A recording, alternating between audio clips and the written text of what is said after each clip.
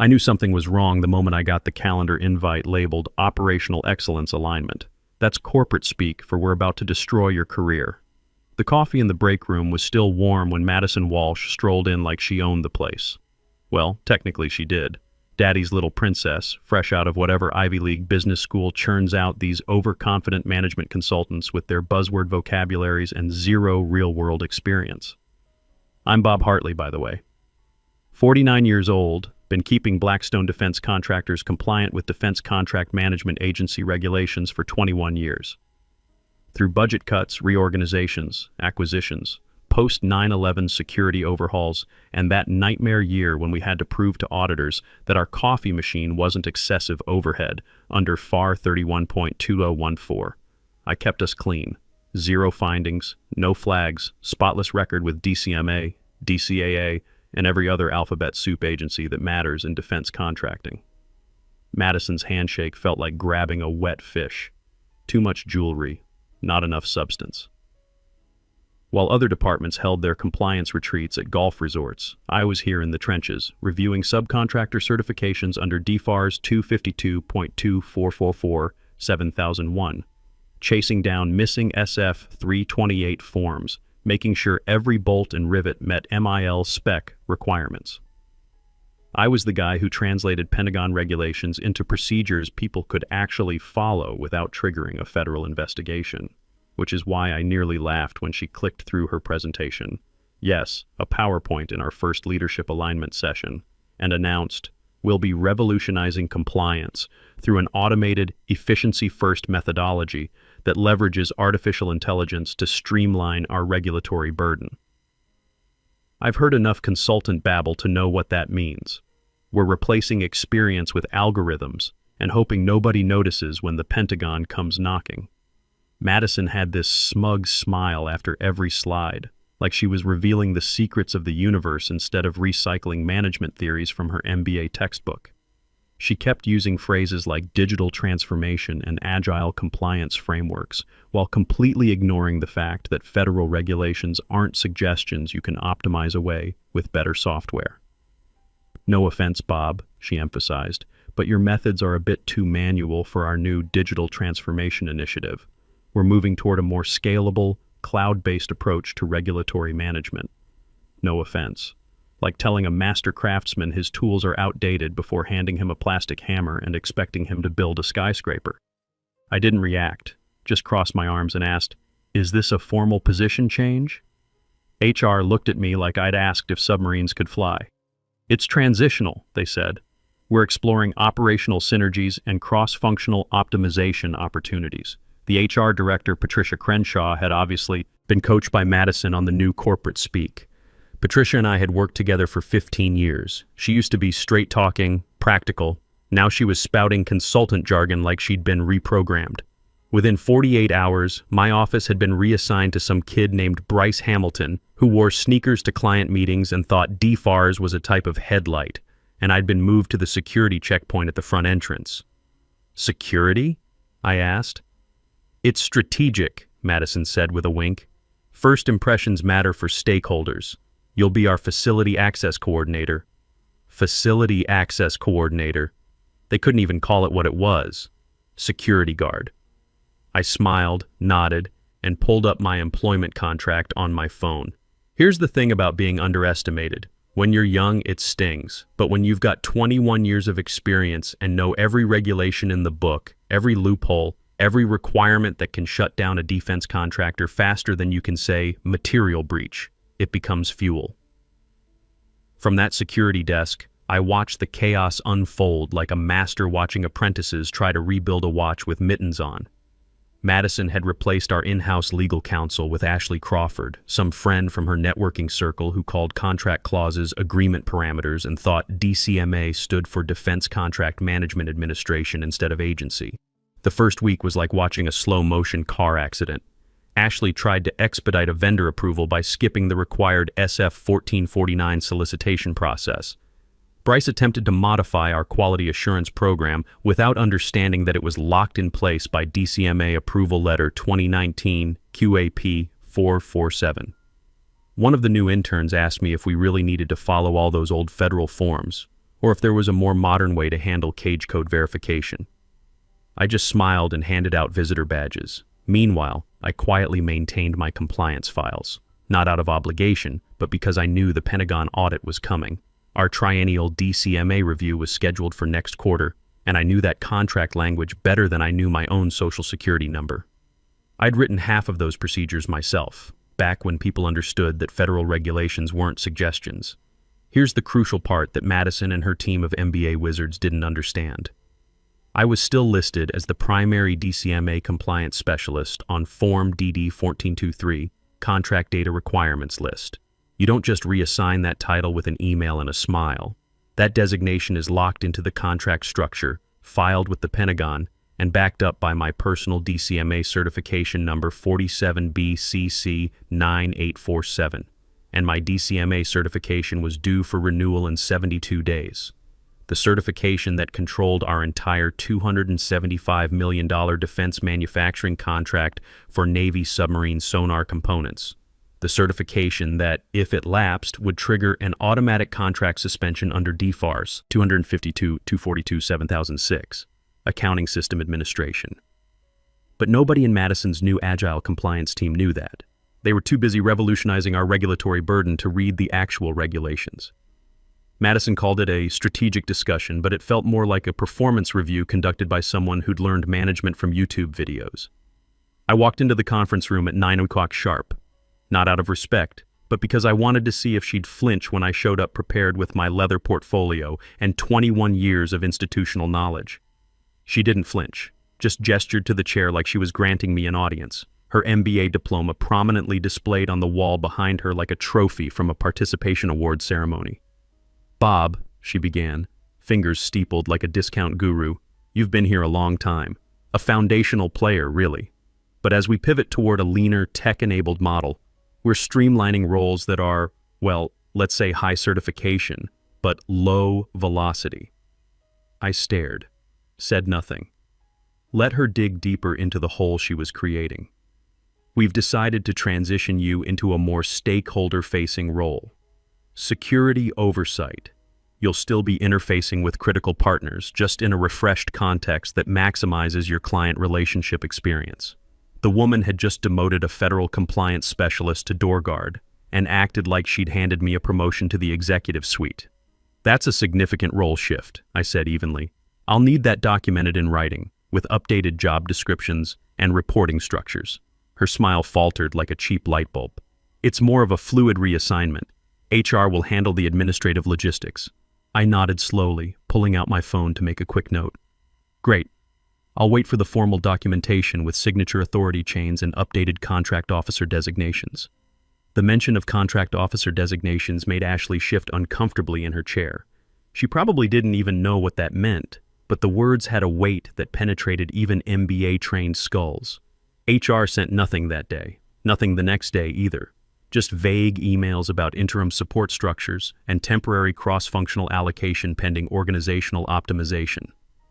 Translation: "We're trying to demote you without legally triggering a demotion because we don't understand the federal implications of what we're doing." By the end of the week, my system access started disappearing like evidence at a crime scene. The compliance database I'd built over 2 decades, gone. My editing privileges in the contract management system that tracked our entire Pentagon relationship, revoked.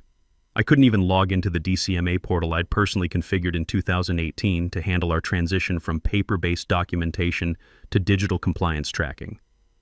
But here's what Madison and her team of innovation experts didn't understand about federal systems. They don't sync with corporate HR. Databases. When you revoke someone's access to internal systems, it doesn't automatically update their status with the Pentagon.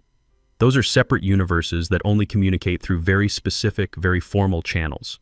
Meanwhile, the new operations team was turning into a walking liability festival that would have been comedy gold if it wasn't attached to a $250 million defense contract.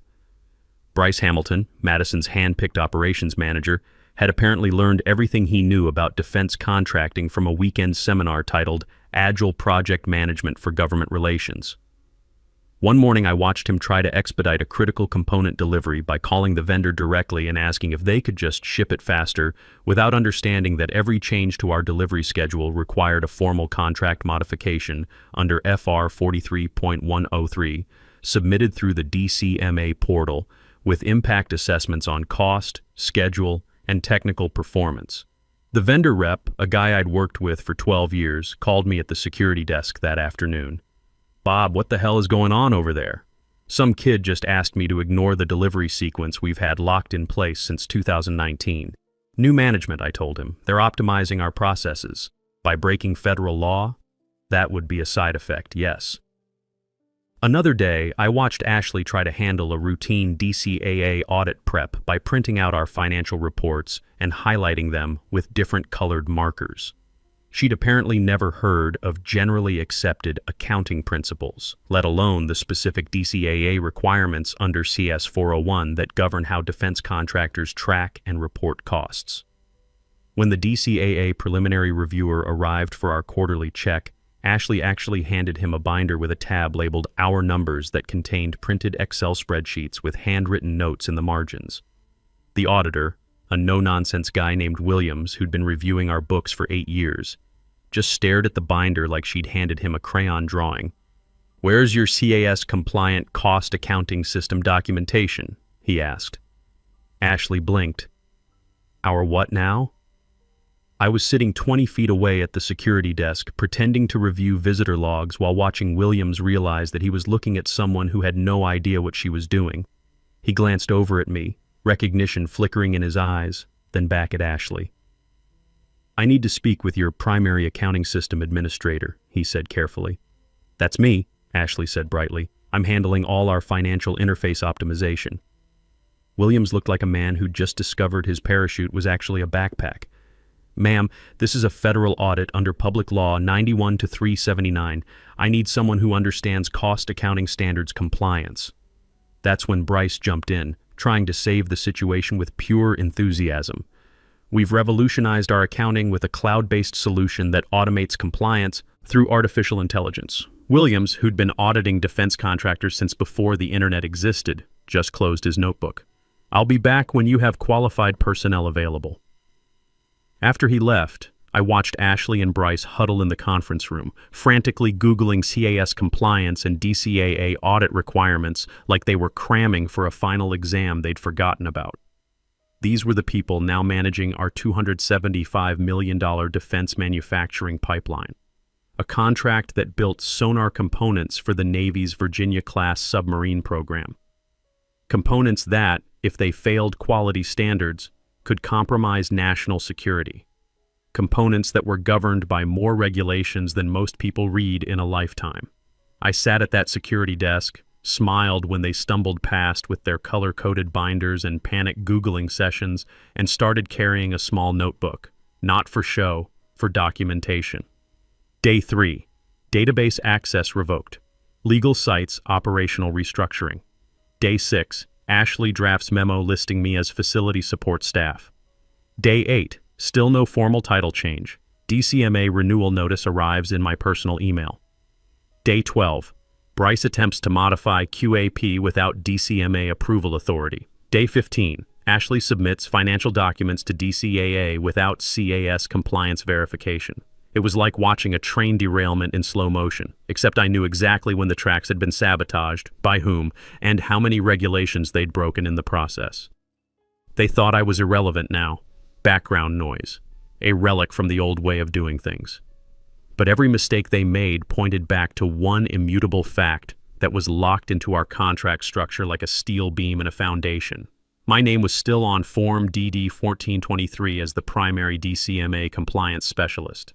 And the Pentagon doesn't care about your PowerPoint slides or your digital transformation initiatives. They care about who holds the certification that keeps their submarines running. The beautiful part? I didn't need to sabotage anything. They were doing it for me, one regulatory violation at a time. The security desk gave me front row seats to watch everything I'd spent 21 years building get dismantled by people who couldn't tell a defense specification from a grocery list. And the view kept getting better. Madison's new team had set up shop in the main conference room, which they'd renamed the Innovation Hub, complete with a whiteboard covered in buzzwords like synergy, optimization, and scalable solutions. Every day, waves of interns and junior analysts stumbled past me, clutching compliance binders upside down, asking questions that made my teeth hurt. "Do we still need to follow all those old federal forms?" one intern asked me while waiting for his visitor badge. "What's DFARS again?" asked another. My personal favorite came from a consultant Madison had hired for $200 an hour. "Can't we just use the regular accounting rules instead of these weird government ones?" I just smiled and handed out badges. No point explaining that those weird government ones were the cost accounting standards that kept defense contractors from going to federal prison. One particularly nervous engineer leaned close while signing the visitor log and whispered, "They don't even know what DCMA certification means," like he was confessing state secrets. "Interesting," I said, making a note in my little book. The thing about being removed from authority is that everyone forgets you ever had it. They think you've been erased from the system like an old backup file. But federal databases don't forget like corporate org charts do. They're persistent, methodical, and completely indifferent to your organizational restructuring. I still had my login credentials for the DCMA compliance portal. They'd never been revoked because officially nothing had changed in the federal system. So on a quiet Tuesday morning, while pretending to monitor the visitor log and update facility access records, I logged in to check our contract status. There it was, clear as day, Robert Hartley, Primary DCMA Compliance Specialist, active on Contract 47B 8829, status, current, next renewal, due 28 days. I clicked through to the Certification Renewal tab. My DCMA certification number 47B CC9847 was set to expire in exactly 28 days. The same certification that controlled our entire $275 million defense manufacturing contract for Navy submarine sonar components under DFARS 252.242 to 7006. That's when it clicked. Not a trap I had to build. The trap already existed, written into the contract language during the last Pentagon update cycle in 2019. Section 47.3.2 clearly stated that all active defense contractors must maintain a current DCMA certified compliance specialist with active security clearance, or the entire contract becomes subject to immediate suspension pending federal review. And there was only one name in that clause: mine. I hovered my cursor over the renewal button. It would have taken 30 seconds. A few clicks, a payment authorization of $450, a digital signature confirmation. Back to business as usual for Madison's band of amateur regulators. Instead, I minimized the window and leaned back in my chair. The office around me buzzed with artificial urgency that reminded me of ants rebuilding after someone kicked their hill. Printouts scattered in the wrong order. Interns sprinting between floors with coffee orders. Consultants whispering in corners about compliance frameworks and regulatory optimization strategies. Madison was busy prepping for her big compliance presentation like she was about to pitch a startup on Shark Tank.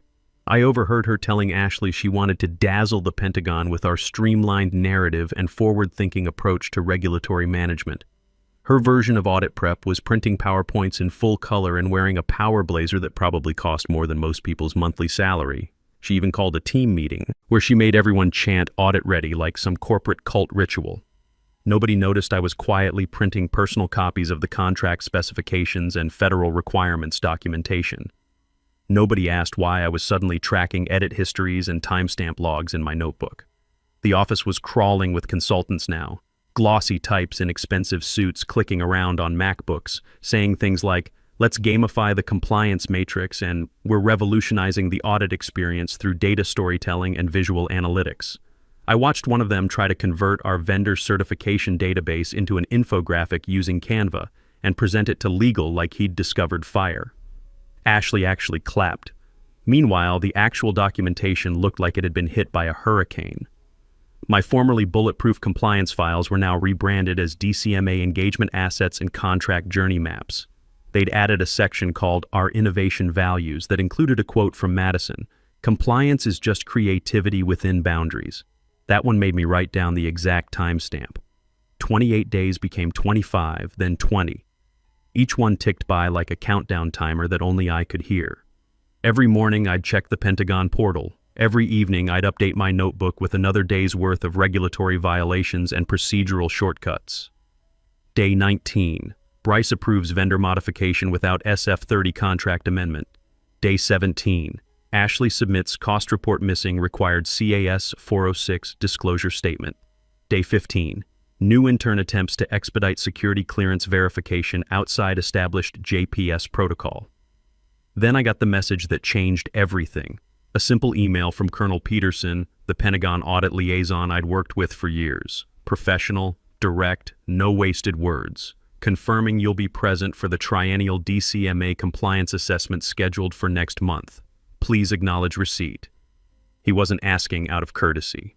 He was confirming what the federal system told him. I was still the primary compliance specialist on record. I was the face he expected to see across that table, the voice that would explain our procedures, the signature that validated our entire operation. I stared at the email for a long moment, watching the cursor blink in the reply field.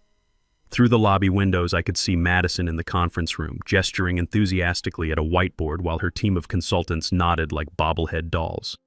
I typed back, "I'll be present, nothing more. No explanations, no context. Just confirmation."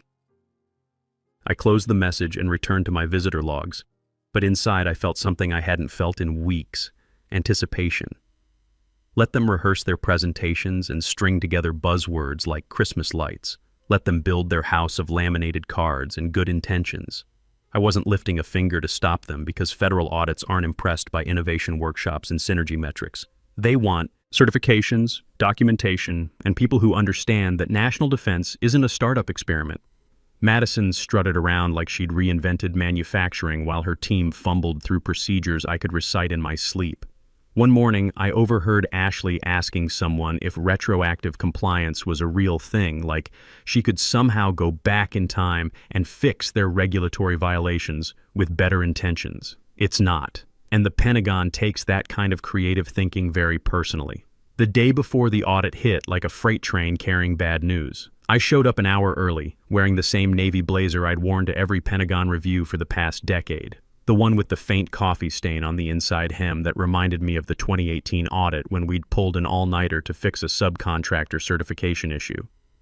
But instead of heading upstairs to conference room B where I belonged, I took my place at the security desk. The office buzzed with artificial urgency that smelled like desperation wearing expensive cologne. Consultants swarmed like bees around a broken hive. Madison floated through with her double espresso and practiced smile, telling everyone, "Today's just a formality, team.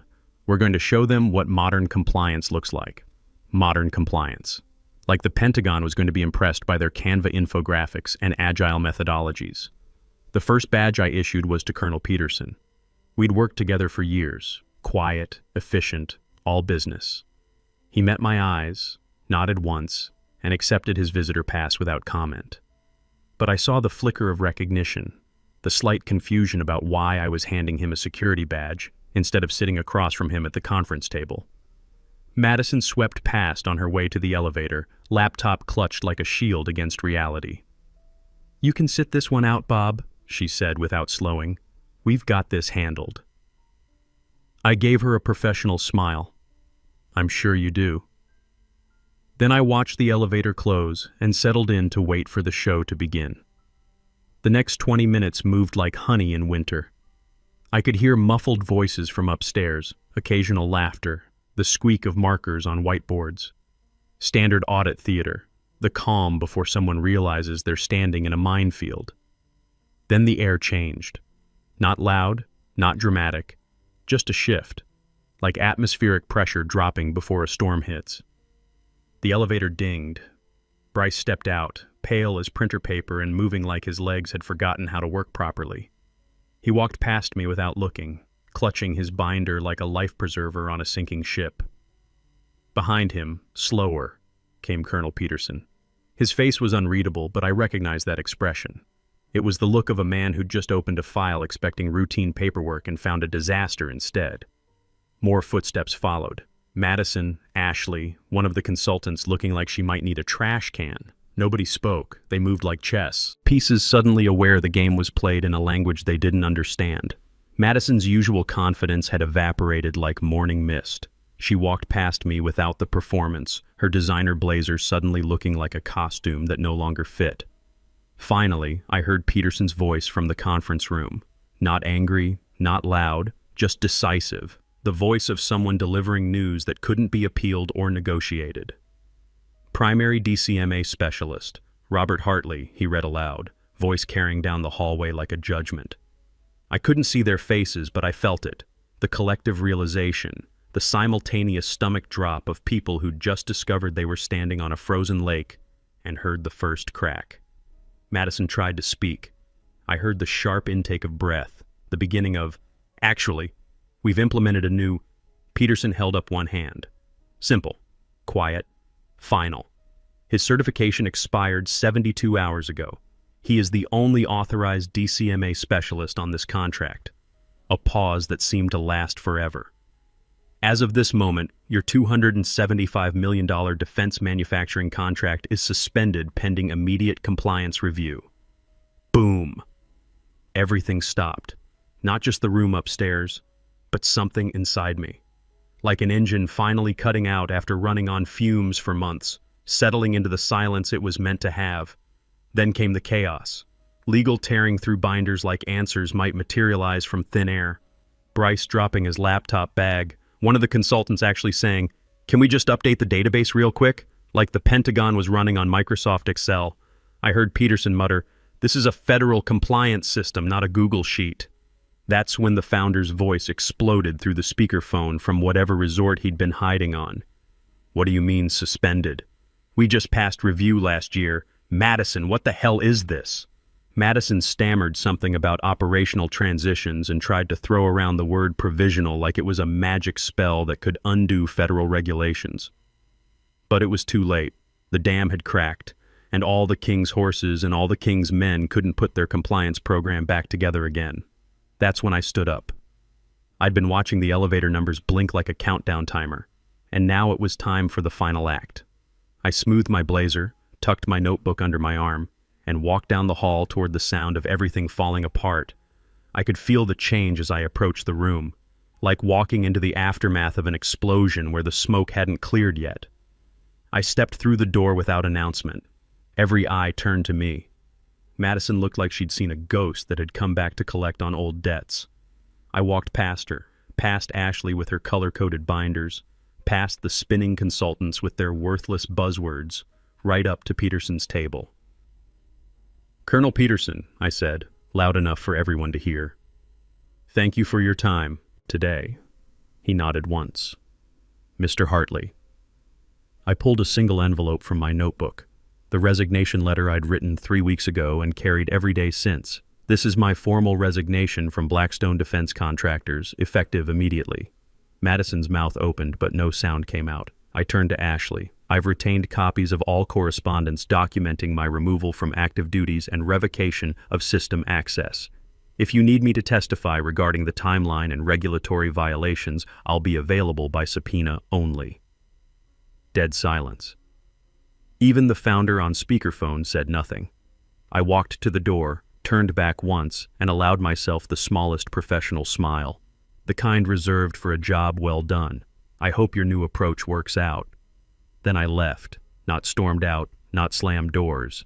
Left. Because after midnight, there wouldn't be an office to return to anyway. By 11:30 that night, every light in the Blackstone building had gone dark. Federal lockdown protocols triggered the moment Peterson's report hit the Pentagon system. Email servers frozen, contracts sealed in digital quarantine, every access badge deactivated. The $275 million pipeline Madison had treated like a PowerPoint slide was now a federally controlled crime scene. Someone from the Inspector General's office had flagged the compliance failure within hours. With my name stamped on every authorization that mattered, the system did exactly what it was designed to do: shut everything down before amateurs could compromise national security. The building stood empty, dark, like the skeleton of a company that had forgotten how to breathe. By morning, the founder's jet had landed unscheduled. Madison didn't make it to lunch, Security escorted her out with a single box and a legal envelope thicker than her MBA diploma. The operations team was suspended pending federal investigation. The consultants evaporated like morning mist. Me? I wasn't there for any of it.